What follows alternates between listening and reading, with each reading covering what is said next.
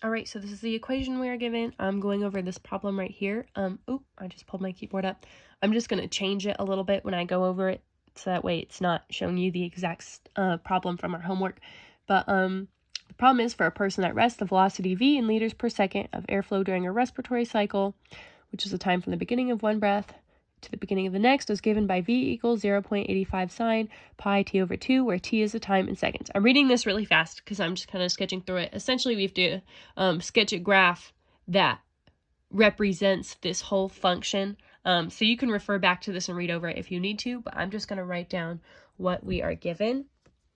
So v, this is what we know. V equals 0.85.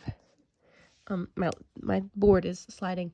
Sine times, let's see, pi t. Now they put over 2, but just to switch it up a little bit, I'm going to put over 3. We can still solve it the same way. So in this equation, t equals time, which is seconds. I'll go ahead and do this. And then v equals the velocity of airflow. Okay, so this is what we are given. So we need to find out the time. In order to even represent this, we have to find out what the time is for one full cycle, to, the respiratory cycle. So how do we find that out? So we have to find the period, and there's a formula to find the period, because the period is just the width of time. So the formula for this is 2 pi over b. And we just have to plug this into b. So that's going to give us 2 pi over 3.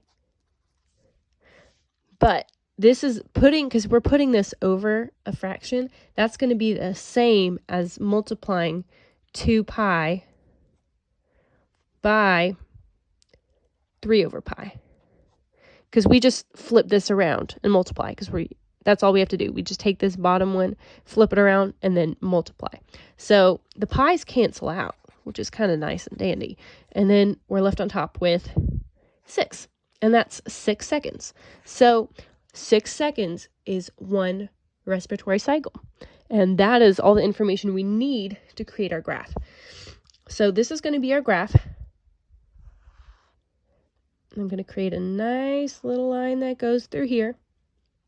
Up here, we're going to have our 0.85. And down here, we're going to have negative 0.85, because this is our velocity.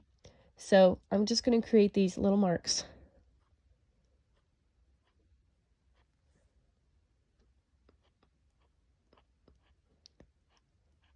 I think that's all I need. But anyways, because it's 6 seconds, we're going to put the seconds on this graph here. So we're going to have 6 seconds here. And then, let's see. I gotta think. I think 6, 12. And then we're going to put 18 right here. Sorry, the width is off, but that's because my drawing is awful. But anyways, so this is 6 seconds, 12 seconds, 18 seconds. So this would represent 3 different cycles after we draw it. So if we refer back to the problem, it says that inhalation occurs when the velocity is less than 0, and exhalation occurs when the velocity is greater than 0.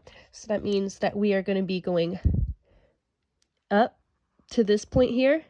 See, we're coming up to the velocity up here, and then we go down the middle,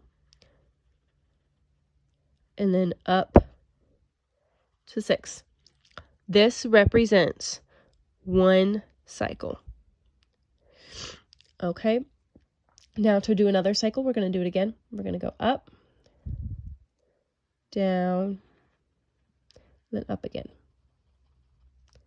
Okay, that's 2 cycles. Actually, for our homework, I think 2 cycles is all that we needed. But if you wanted to do it again, up, down the middle, I missed that.